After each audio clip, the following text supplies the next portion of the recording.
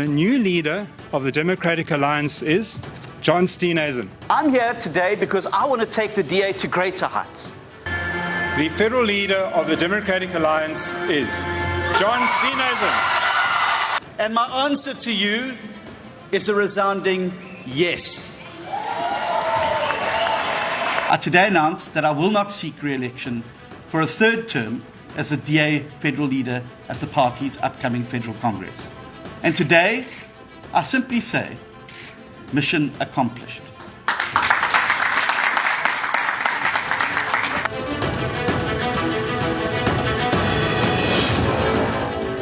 What's next for the Democratic Alliance? It's topical, and it starts right now.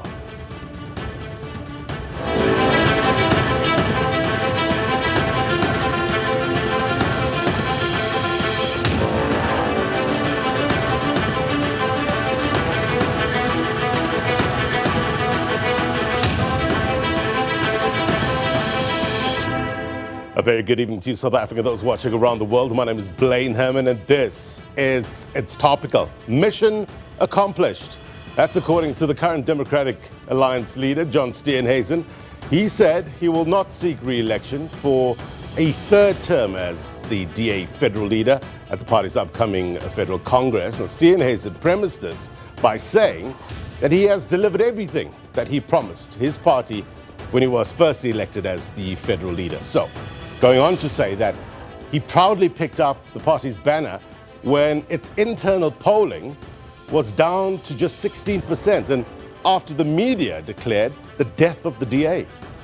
He said he, together with others, not only resurrected the party's fortunes, but also carried it to new heights. Question, do you agree? How consequential is this move for the Democratic Alliance, for the country, for the government of national unity as we know? We will discuss. It brings us to the question of the week, and we're asking you, how do you interpret John Steenhuisen's decision to step aside from the Democratic Alliance's leadership race? We'd love to hear your thoughts at SABC News_TV. Let's walk and talk. We're also opening up the lines once again, 011-714-0677-7879, 011-714-0677-7879, number on your screen.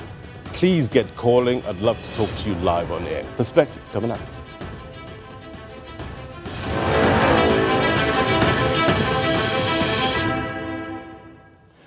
All right, let's tee up the discussion for you, what we know and why it matters. SABC News senior political reporter Samkele Maseko is in the house to break it down. Thank you, sir, for your time.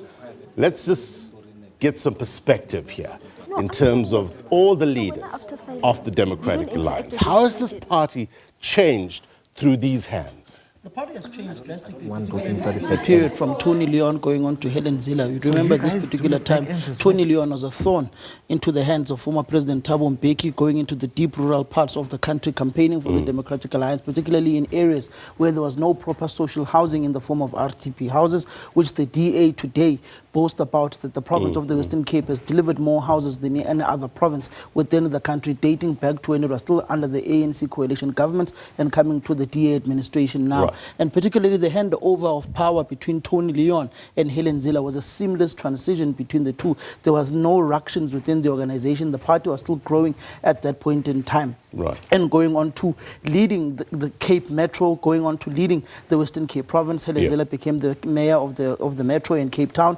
ultimately went on to become the premier of the Western Cape after Ibrahim Rasool. Then it came to Helen Zille handing over power to Mmusi Maimane in Port Elizabeth in the DA Congress in 2015. At that particular time, it was the transition of the DA moving away from its core base of white Afrikaner conservatives and moving on to a more broader representative of South African population, going to the highly dense black communities in the form of electing Mmusi Maimane. At the time, you had the likes of Lindiwe Mazibuko leading the Democratic Alliance. In the National Assembly, had the likes of Patricia de Lille as well. You remember the infamous case of Helen Zille with those three individuals. That became a tumultuous time of the Democratic Alliance because it ultimately saw the ANC dip under 50% in key metros, seeing the DA working with the economic freedom fighters, but the character of the DA changed within that particular time in period, which saw the emergence of the likes of Queenin Masuabi as the mayor of Johannesburg. Then there was that fallout and the coming back of Helen Zille into the fore of the Democratic Alliance to become the federal chairperson, which ultimately saw Mmusi Maimane being removed after the DA's bad electoral performance at the polls, the removal or the resignation of the likes of Ethel Trollip, who left the party, and ultimately the formation of Action SA. Then we had John Steenhuisen, 2019, being elected, which saw a steering of a different direction to the Democratic Alliance, moving away from getting those black particular communities and going back to its conservative voter base and trying to win back the Afrikaner vote from the Freedom Front Plus. So having said all that, currently, who would you say is the Democratic Alliance's anchor tenants? Who's their base? The fact of the matter is the DA's base is in the suburban areas of South Africa. It's in your suburban areas where the middle class, the white middle class, and the emerging black middle class who are despondent with the EFF, despondent with the ANC, who want services, who want water, who want electricity, who want their refuse collected, who wants potholes closed. That is the voter base of the Democratic Alliance. But even with that, the emerging black middle class, particularly those who are working within the financial sector and within the manufacturing and engineering sectors in South Africa, whom are entry level, whom are not getting the same salaries as their white counterparts, will still remain in political parties such as the EFF, whilst others who are more affluent in senior managerial positions would be more amenable to the DA. But if you look at these four individuals who've led the DA, John Steenhuisen may say that he's been able to take the DA from a mere opposition party into a, governing party, but that would have not happened if MK was not formed. The DA would not be in government, in national government, if there was no MK. So the most person who's achieved the most in the history of the DA is Helen Zille. I want to talk a bit more about that in a short while, but in 2023, John Steenhuisen was elected as federal leader. I think he had over 83% in terms of a mandate from the Congress. A couple of months ago, you would think that he was a pretty established leader, right? Nobody was going to contest him. Did this shock you? It didn't shock me, particularly noting what was happening in the internal ructions of the Democratic Alliance. Deon George is very close to the donors of the party. He's the one who negotiates with them on how much they give the Democratic Alliance for elections, for the running of the party on a day-to-day basis. Helen Zille was part of those whom, when the DA co-funders were losing hope in the party and the leadership of Mmusi Maimane, she was approached to form a political party. She refused and said, let us try win back the DA. If we then fail to win the DA, we will then look at forming another political party. And in this instance, she was able to win back the DA. She was able to bring back the DA from going to the core voter black base of South Africa and retreating back to its conservative main base at this point in time. And if you look at John Steenhuisen and how he's been managing himself and his ministerial post, he hired a racist in his office. He had to remove that particular individual, allegedly who was a racist, fire them. It was a 3-4 months drag until they ultimately left his office. It has been one scandal after another in the tenure of John Steenhuisen as leader of the party. And the ructions and factions between himself and Helen Zille ultimately cost him a relationship with his federal chairperson and ultimately a relationship with the donors of the party, whom played an instrumental role in his removal and not standing for re-election, and the further investigation that took place on his life and his lifestyle beyond the Federal Legal Commission of the DA's investigation into his wrongdoing with Dr. Deon George. So you don't buy the issue of what pushed him is being assumed or you know, dwelling into the foot and mouth disease. He needs to get underneath that. That's smokes and mirrors. That is basically smokes and mirrors. There is nothing like that of that nature. If they're true and honest to themselves, they will say it was a negotiation to say that we can't go into an election with John Steenhuisen, whom the donors of the party and the majority of the leadership of the party at this point in time view him as the Jacob Zuma of the Democratic Alliance. He is to the DA what Jacob Zuma was to the ANC, limping from one crisis to another after his re-election. Big question, what's next? That's going to be rather interesting because he retreated typical KZN-style politicians. When you are faced with problems politically, you retreat to your base. John Steenhuisen has never been fully welcomed by the core base of the DA in the Western Cape, because if you look at the composition of delegates to the DA's federal congresses, It is where the party performed the most. And the Western Cape always brings the biggest voting delegates to Congress. And ultimately, John Steenhuisen has not been able to penetrate that particular base of the DA. That base is controlled by the likes of J.P. Smith, who has said nothing about John Steenhuisen. J.P. Smith was an ally of Helen Zille and a protege of Helen Zille. Then you've ultimately got the mayor of the city of Cape Town, Gordon Hill Lewis, who is also seen as one who's being nurtured and mentored by the likes of Helen Zille to take over from John Steenhuisen, who is scandalous at this point in time, apart from his own colleagues in council, whom have had their offices raided, whom have had charges conferred against some of them, and some of them have now ultimately been withdrawn. So ultimately, he is seen as the cleaner leader of the DA,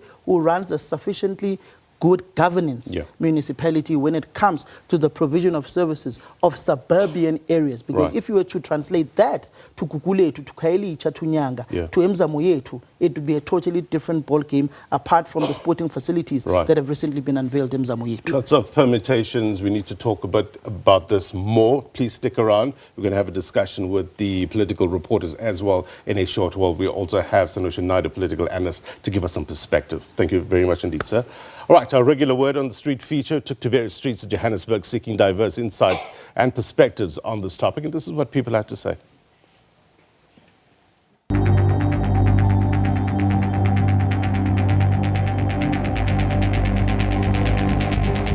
From what I've seen, Steenhuisen has spent time on the ground, you know, or at least there are videos of him doing that. I don't know how actively and how constantly he actually does that.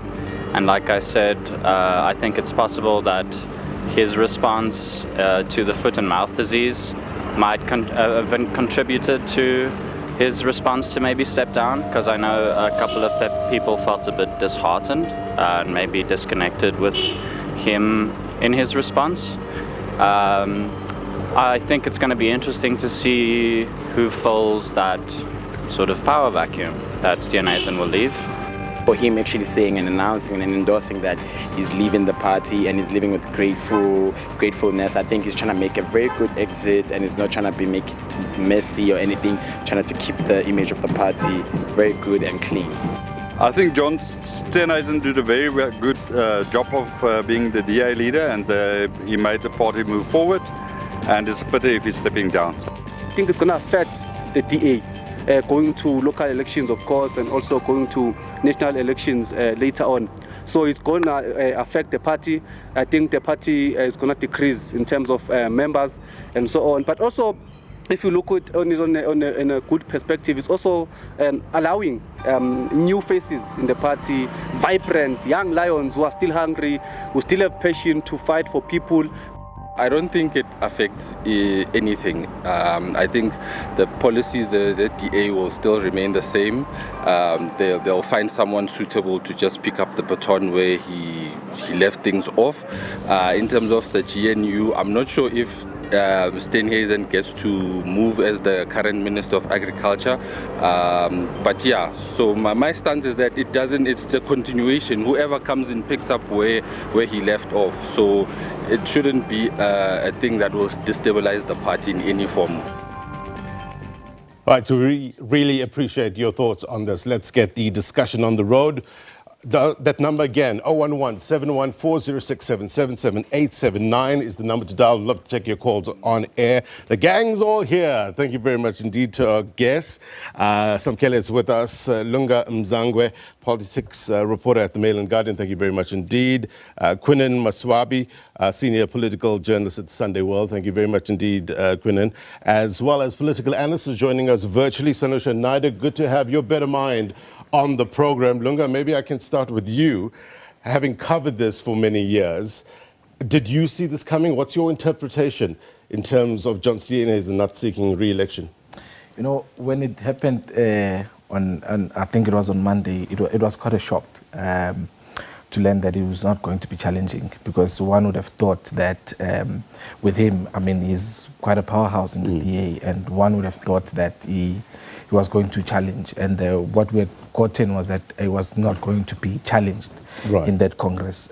So for him to say something like this, that is stepping aside, it's quite interesting, because you then have to look at the political dynamics in the DA to say what has really caused him to step aside from not contesting.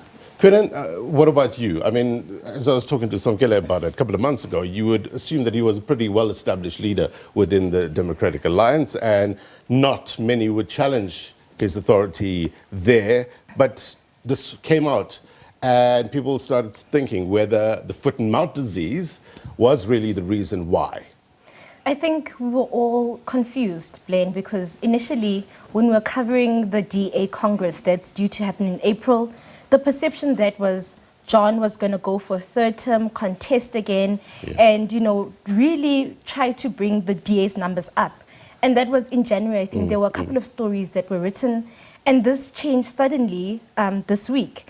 So obviously, I think there was a lot of, chatter, or we were all wondering what had changed in a short space of time, just about 4 weeks or 3 weeks. What had changed? What had changed his mind, and why did he decide to drop this bombshell at this moment? Yeah.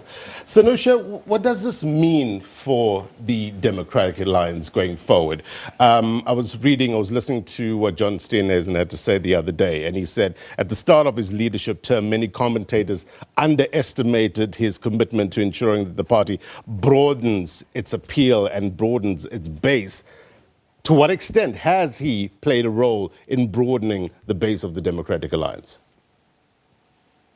Well, I think, Blaine, one of the interesting things is that when he came into the position, interim position that is, after Masuabi was required to leave the party, I think he kind of was seen as that stabilizing personality, that stabilizing effect. And I think to a certain extent he did do that. He did stabilize. Yes, they didn't do very well in terms of the elections. They did grow in terms of ward councils, and they did grow in terms of creating coalitions in the local government election. But in terms of where they were in the national election, they were compelled to go into a GNU as well in 2024.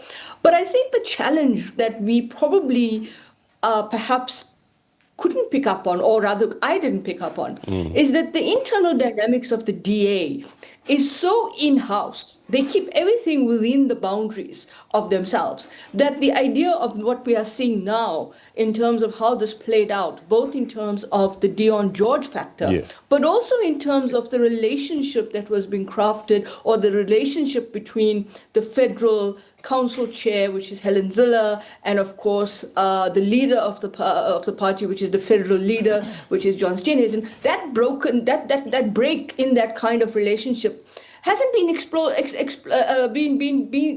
exposed in previous times. It's always been in-house.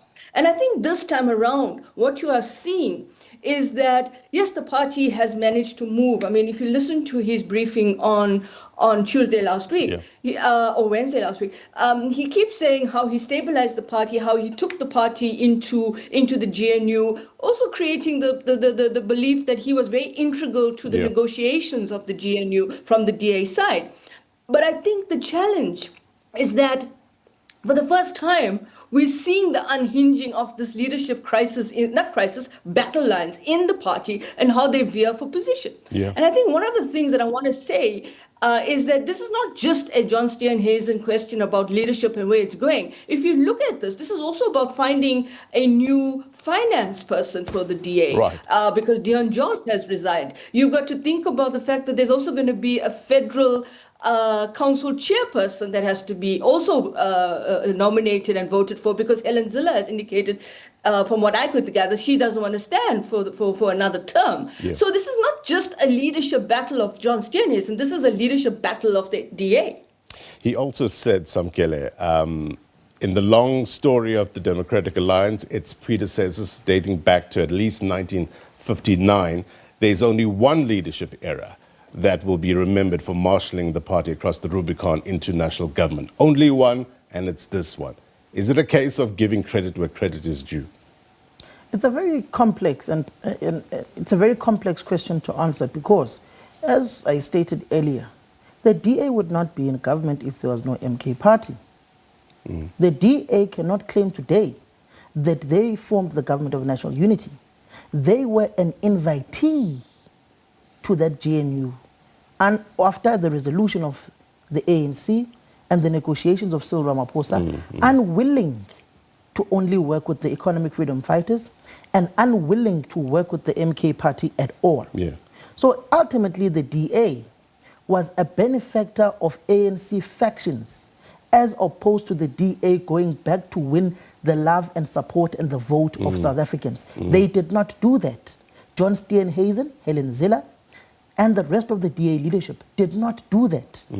But they benefited on the backdrop of a political battle inside the ANC, which saw a splinter party.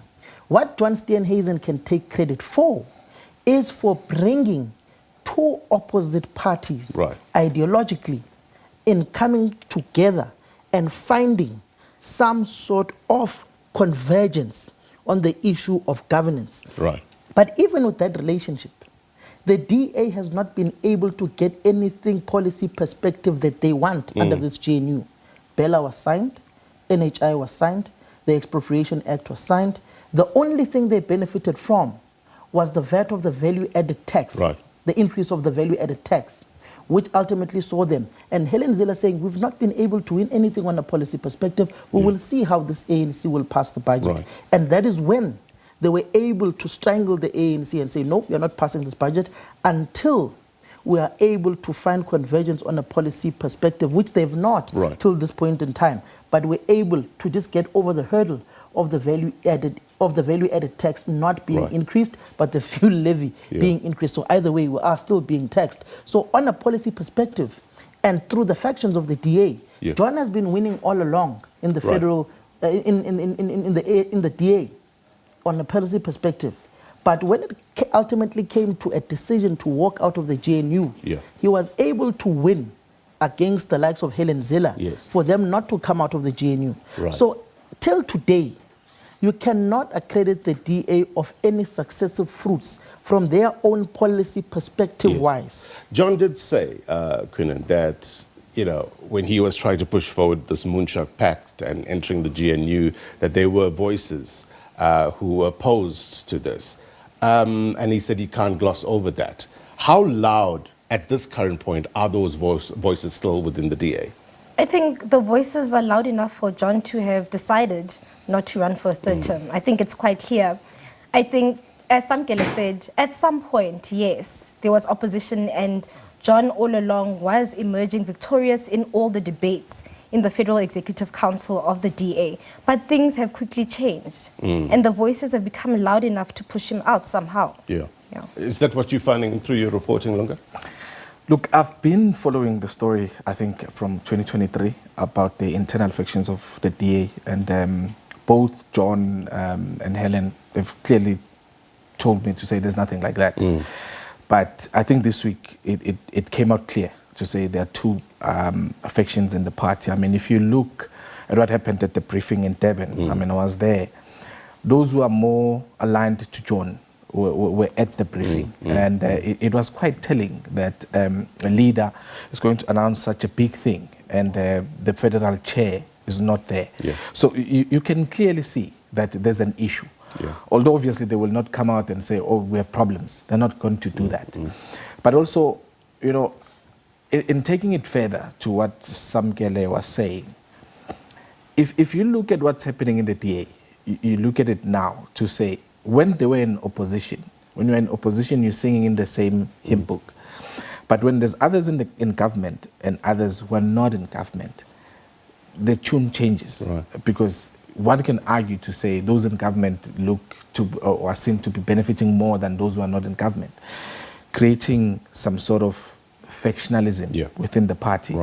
So for me, it's going to be interesting because at some point, I had sounded the name of Jordan Hill-Lewis, I think in January 2024, when I asked him to say, look, is this the case? And he clearly said to me, look, I'm not going to be contesting John if he's going to stand as a leader. but he's viewed him as his friend. That's what he said to me. So look, this person is my friend and I wouldn't want to contest him. Now, when it comes now, that is not contesting, you then ask yourself to say, is the friendship still going to be the fact that, no, this person is my friend, I want to take over him, or what is going to be at play? I think the factionalism in the party, it's really going to play out now. Sam? I always question this issue of politicians saying we're friends, we can't contest one another because we're friends, because at the end of the day, they are all in politics for their own upward mobility politically. And Gordon Hill-Lewis, have you ever seen Gordon Hill-Lewis side by side defending John Steenhuisen as like Dean McPherson? No, he's not.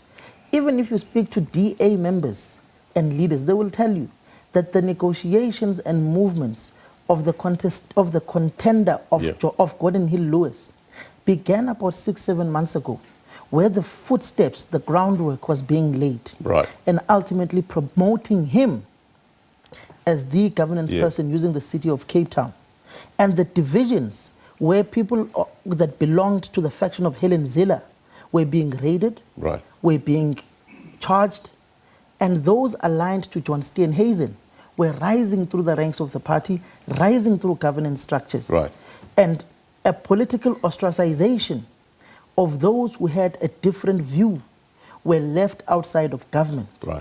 And only those in the inner clique and the inner core of John Steenhuisen were given those ministerial perks. And the allegation that he became too close to the ANC and forgot the principles and the policies of the DA, which raised the question, what is the DA getting out of this GNU? Because from an economic perspective, they're not getting anything.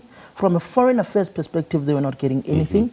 Whitfield was fired for going to the United States and acting against the foreign policy of South Africa. So the DA does not have anything good on a policy and economic perspective that they can take back to their members at the Federal Congress and report and say this is what we were able to influence in the government of national unity. I know you want to jump in there, Sanusha. I also want to get your take, but I need to take a quick break. We want to talk more about what's next for the Democratic Party, Democratic Alliance, and also talk about the possibilities. Is it just Gordon Hill-Lewis? That's name is, I'll tell you what he wrote on an X post with regards to whether he's interested or not. 011-714-06777-879. The number will be on your screen. When we come back, I'll try to take some of your calls. Stay with us.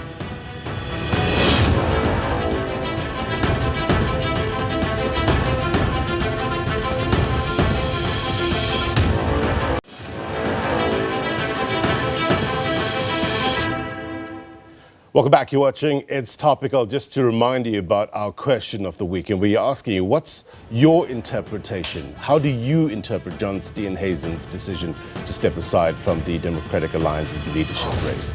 Let us know at SABC News_TV.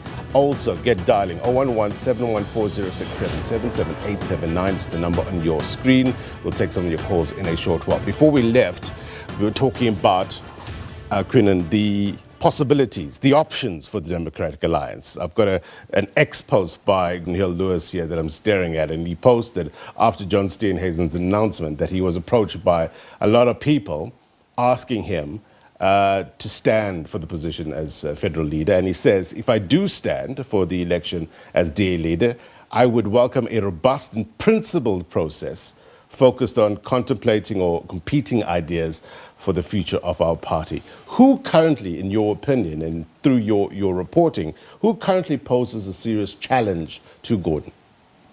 At the moment, Gordon is the front runner because he's the one who's been touted by one of the most powerful members of the DA, which is Helen Zille. Behind the scenes, everyone knows that Jordan has an extensive history with Zille. He was a chief of staff in her office when she was Premier of the Western Cape, and so they have a very good relationship. And what's also important to highlight is that John, before announcing, actually had a meeting, visited Jordan to inform him about the way forward. And there are various reports about this where they apparently had a conversation behind the scenes. So it means that John, it was kind of an endorsement of some sort, or showing a transition of some sort, because he decided to go to Jordan just before making the announcement. So for now, I think definitely Jordan is a front runner, but we are seeing some names coming up. Right. The name of Andrew Whitfield, that has also come up for the position of the federal leader. But we don't know how that will go. I think at the moment things are really just developing in terms of the lobby groups behind the scenes. But obviously we'll know more about that as time goes. What do you reckon, Sanusha? Mr. Hill-Lewis, a shoo-in? Well, the point being, I mean, I have to agree with my colleagues in studio. I mean, he's been, I wouldn't even say he's kind of only coming into the fold now. I think he's been groomed in this position for the longest time.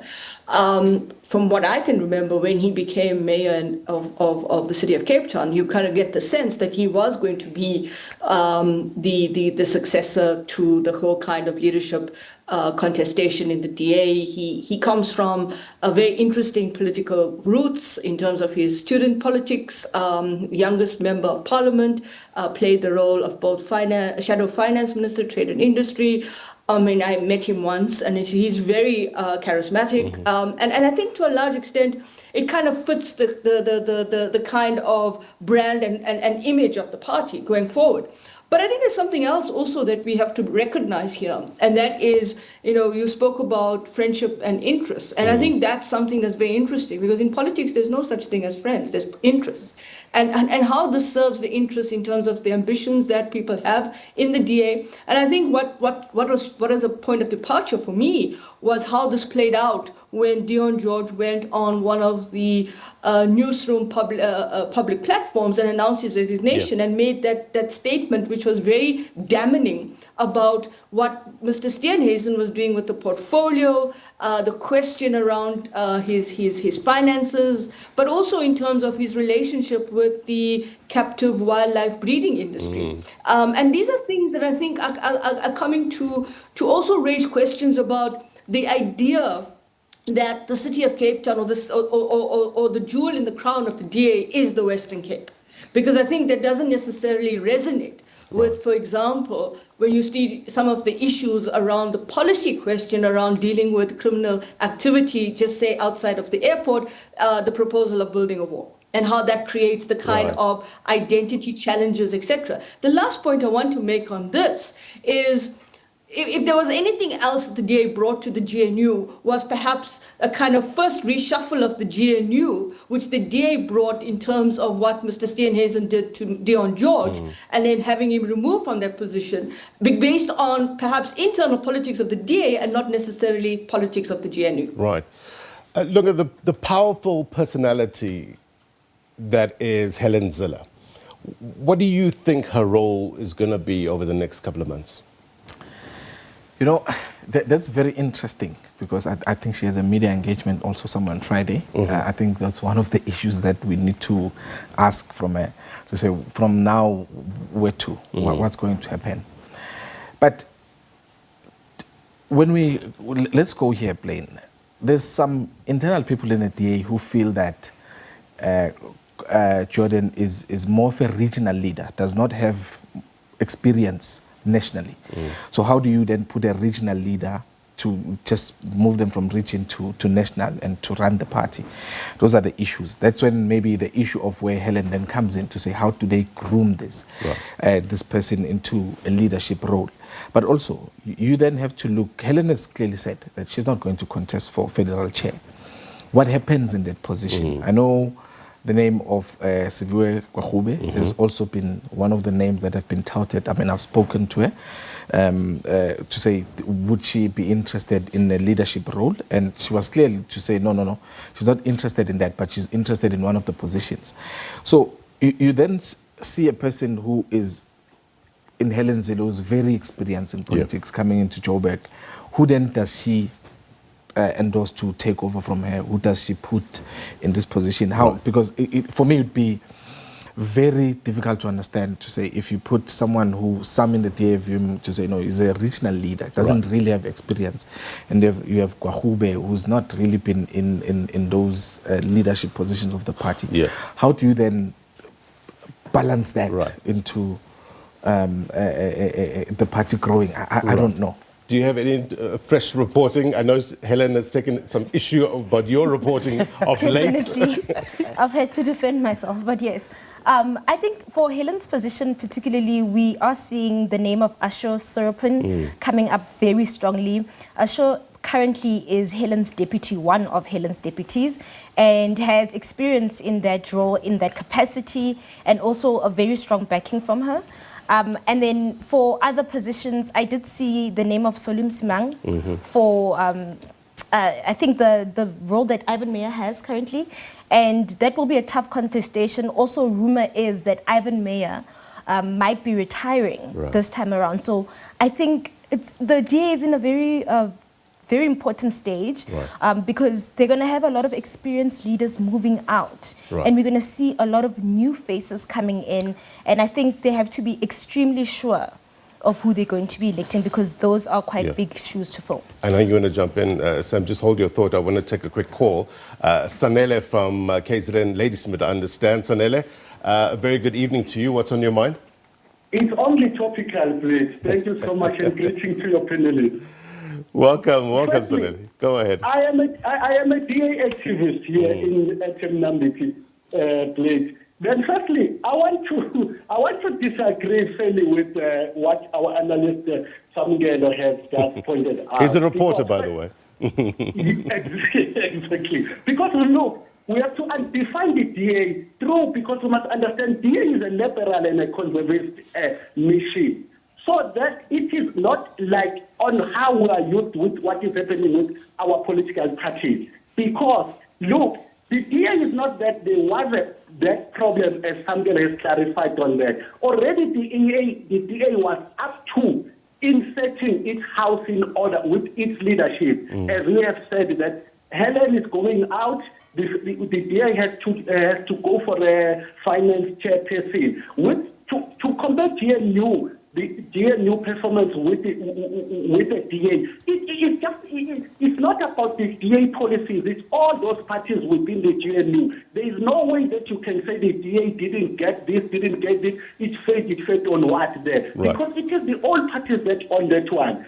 And again, certainly on what your panelist is just discussing, it's not that the DA went to the GNU just to benefit for any beneficiary. The DA is not in leader. There is no one that is leading the GNU, but all those parties that are there are leading the GNU. So to use the factor of John, and John didn't quit, we must understand that, but John said that I'm not available for the next term that the DA will be facing upon.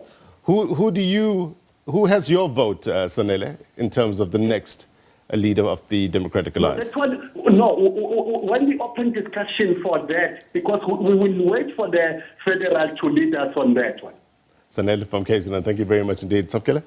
That's like I'm listening to someone in other political parties just defending. The truth of the matter is the DA, like the ANC, is going through a transition. There is a generational takeover that is on the horizon in the two most dominant parties in South Africa. The old guard of the DA that has been near term immemorial is now being phased out. It is old, it is retiring. And it is bringing in a younger crop of leaders. Whether those younger crop of leaders have the mantle to be able to take the DA forward on the mission that the party had started and where they need to go is going to be a test that this leadership must be tested on. Because if you look at the likes of Solim Simanga in Gauteng, the DA, as much as it's an opposition here, it's a very mute opposition, as opposed to the DA when it was an opposition party at a national level. There's a huge difference. There's a huge gap in the experience, the knowledge, and the execution of the DA style of politics now with this younger generation that is seemingly taking over the party, as opposed to yesteryear, when you take the likes of Tony Leon, the likes of Ethel Trollip, who are still there within the party, the likes of Lindiwe Mazibuko. You just go back to the last Congress of the DA. One of the most prominent individuals within the politics of the DA, who's very much underestimated and underrated, is the influence of J.P. Smith. Mm-hmm.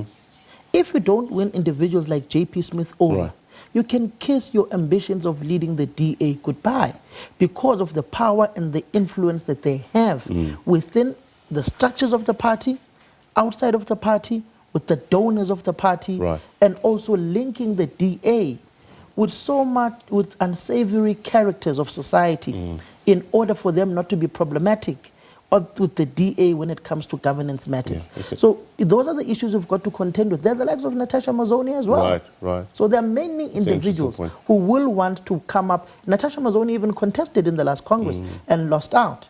So they may want to have a second bite at the cherry, noting that they may feel as if they were betrayed by their one-time ally in the form of John Steenhuisen. Let's go back to the lines, in particular the Eastern Cape. Eugene is calling us from Eastern Cape. Eugene, a very good evening to you. Good evening to your guest as well. Welcome. What's on your mind, Eugene? I am from the Queenin Municipality in Eastern Cape. I am actually have a branch chief secretary position in the DA. I would just like to check, your analysts are making predictions on who will lead the DA, but we haven't had any nominations for the DA leadership. We're first going to some provincial congresses, and from there we might have provincial leaders who are interested. So why is this topic only around certain prominent current serving mayors around Western Cape, Gauteng, and KZN? Do you think we're missing out? Do you think the panel is missing out on some names? Do you have any names in mind? I respect their analysis, and that's what they do as political analysts. But I'm not sure if any of them has actually been a political activist on the ground to make those predictions. As we thought about Andrew Whitfield from Eastern Cape, and we thought about Vicky Knutzers from Eastern Cape, Chantel King. I mean, there's lots of people we can give you. My current serving mayor, Atten Borman, from the Queenin Municipality, would you think that he would not be interested in standing? Eugene, thank you very much for your call. Eugene calling us from the Eastern Cape. I know we need to take a break. I just need to get Sanusha's take on this. Is this race more open than we seem to think, Sanusha? Well, if you understand the political landscape, both in South Africa and broadly, and in the context of how political parties operate, it's about the percentage of the fact of who goes to Congress. And that is where the bulk of the support comes from. If they're able to do what they are supposed to do, I think it's anybody can put their name into the nomination race, which opens on the 27th of Feb.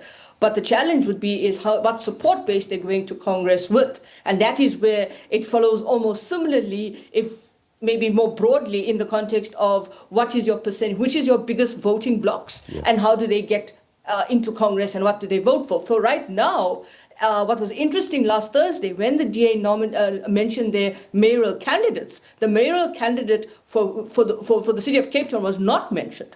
And that is very telling as well. Sanusha, we will come back in terms of talking about the legacy as well of John Steenhuisen and what he leaves behind. And in terms of what sort of issues does the next leader have to deal with, more importantly. But before we take that break, let's get Molotelo, who is calling us from, is it Johannesburg? Molotelo, a very good evening to you. How are you? I'm good. What's on your mind? That's a quick one on my side. I think John's decision to step aside, it just reflects what we see as a rational response to what we describe as principal agent dilemmas, right? So here you find that a leader faces criticism because they are accountable to two principles with fundamentally competing responsibilities and demands. So as a cabinet minister, John Steenhuisen is bound by the doctrine of collective responsibility because he's part of the GNU, right? And he must defend the government's consolidated decision. However, as a party leader, he's expected to be the chief critic because he's the leader of the opposition who prioritizes the DA's distinct identity. So it's a bit difficult one where he has found himself in because this also shows that within the DA right now, they see themselves as a hybrid party, because we see that a lot of political organizations struggle most when they are trapped between roles. So they're caught in between being a protest vehicle for their voters and a governing actor within a coalition. So there are visible voters' whiplash that we can see occurring within the DA and the ministers, because now they need to move from reform momentum, while the DA backbenchers in Parliament are still expected to maintain the posture of an opposition where they have to critique the government. So I think when you look forward to the successes of the DA and the stability of the GNU, it really depends on how quickly the party can professionalize its coalition mechanics. And you know, when we deal with comparative politics, it shows us in a mature coalition in different democracies around the world, political parties are firewalls. So political parties are not put in a position where a party leader it plays both for both parties as a governing party as well as an opposition party. So yeah, it's really interesting what we're going to see going forward. But yeah, I think that the DA is in a bit of a dilemma now, and it's just being amplified because they are now also in government. So everyone within the DA are now jostling for position. Molotelo, thank you very much indeed. Molotelo is calling us from Johannesburg. Let's take a quick break. 011-714-06777879. Let's see if you can squeeze in maybe one more call after the break and then button up the discussions with the panel. Next.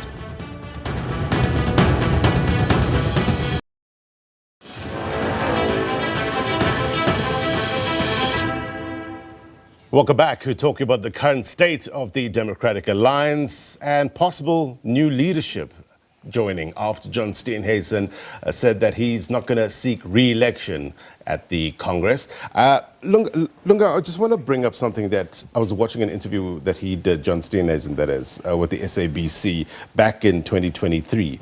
And he was saying that a study was done which showed that at that time, 32% of the DA support comes from black South Africans, 31% of it from colored South Africans, 7% from Indian South Africans, and 30% from white South Africans. Would you say, in the course of your reporting, that demographic has changed since?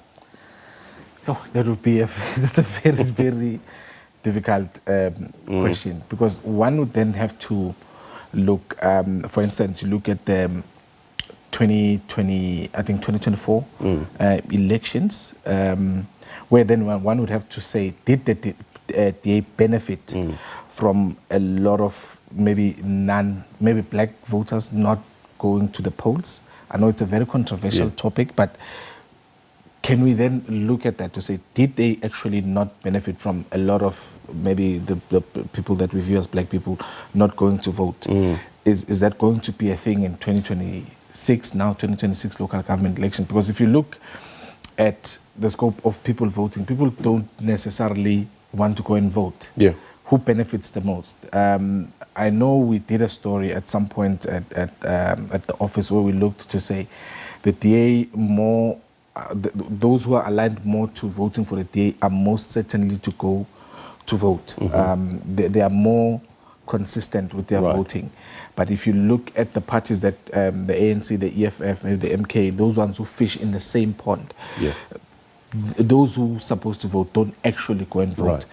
So I wouldn't want to jump into saying, do black people vote more for the DA, do white people vote or colored people vote more? I wouldn't want to get into that conversation. But maybe what would then look is to say the issue, to say how many of those who are eligible to go to vote actually go and vote, and how are they going to lose from that, or how are they going to benefit from that? I think that's where maybe one would have to focus on, instead of focusing on race, to say who's I think for me, I think that's where the issue would be. Sanusha, is there room now for the DA to expand its base? It's a difficult one, just to say what was being said before. I mean, those numbers don't mean anything if you're not extrapolating them against whether it's household income survey, labor force survey. I mean, I can go out and say, you know, the party has 30% colored votes or 80% Indian vote, because the portion or the proportional representation of the different electoral groups in society are different. So in the case of a community or a race group that you take, you've got to basically divide that into what is household income, what is middle income households, what are they, where are they located, are they basically getting the services, etc. So you've got to be careful in that. And I think for what we also saw in the 2024 election for the DA is, you know, we have that vote where you have province to national, and then you have the provincial vote. And the province to national means that people at the time were not really thinking about how do you want the DA to become a national governing party, but they were quite happy with the DA remaining in as a provincial party. Right. So I think those are some of the dynamics. The other point to make is you must remember that based on census data, what we don't have is a clear census data of how much the cities, etc., the provinces have grown. We need more clarity on that census data. But the challenge we have is that you have urbanization, which is now urban sprawl. So you also have undocumented voters who are not in the space where they are. And the recent reports coming out of IEC discussion in KZN saying that people are requesting to be removed from the voters' roll is also a critical question to raise for any political party, including the DA. Right. Queenin, in your reporting the past couple of months, what are people telling you in terms of some of the big issues that possibly the next leader of the Democratic Alliance needs to deal with? Definitely internal factions. I think any political party has factions, but for the first time, the DA is in government, in national government. All these positions that they have are sought after. There are only 5 DA ministers.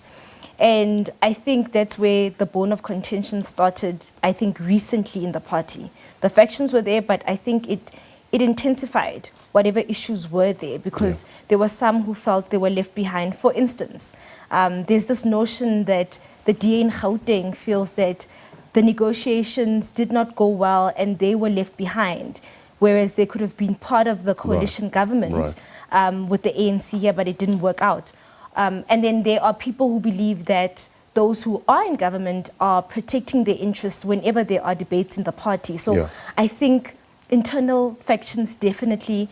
I think even the new leader, my question is, how does the DA find somebody who has a national appeal? Right. How does the DA find somebody who is suitable, you know, and who can fill those shoes? What is suitable, Samkele? I mean, talk to us about personality politics in South Africa and the appeal of somebody that is charming and can communicate that message well. How important is that? It's very important to South Africans. Particularly, you must not just be able to speak political lingo, but you must be able to interact and to speak directly to South Africans' lived realities on a day-to-day basis. And that is when South Africans will start taking you serious as a politician and will ultimately vote for you. If you don't speak to their bread and butter issues day by day, and you alienate yourself from the mass voter base of the country, you will ultimately be unelectable by the electorate. Many of these political parties now are faced with a transition of generational leadership. The generation that has been there since the dawn of democracy, a vast majority of them is exiting the political stage. One politician once said, a good dancer knows when to leave the stage. And many of them have been bad dancers. They just don't know when to leave the stage. Right. And they are now being forced by circumstances to leave the stage. But they've not been able to create a second, a third, a fourth, a fifth, and a sixth layer of leadership that cuts across all sectors of society, whether poor, rich, middle class, or ultra-rich. They've not been able to do that. Gordon Hill-Lewis has an uphill task in trying to win over South Africans who may not be privy to him as a politician, just because he's locked in the politics of the DA within the Western Cape. You go to Andrew Whitfield. Yeah. He's been able to build a mantle for himself within the Democratic Alliance. But how known is Andrew Whitfield within the broader politics of the country? It's very little. The likes of Solim Semanga, they've not been able to rise to the standards that the DA would have wanted them to rise in the form of leadership. So the DA is in a quagmire in its transition to the next phase. Good or bad dancers. I wonder who will be waltzing in to the hot seat come in a few months. It's going to be interesting times, right? We shall see, as they say, is the three most loaded words in politics. Thank you so much indeed, Samkele, Queenin, Lunga, Sanusha. Appreciate your time. All right, before we go, here's my take. Grief is the price you pay for love. I actually read this in my church's newsletter.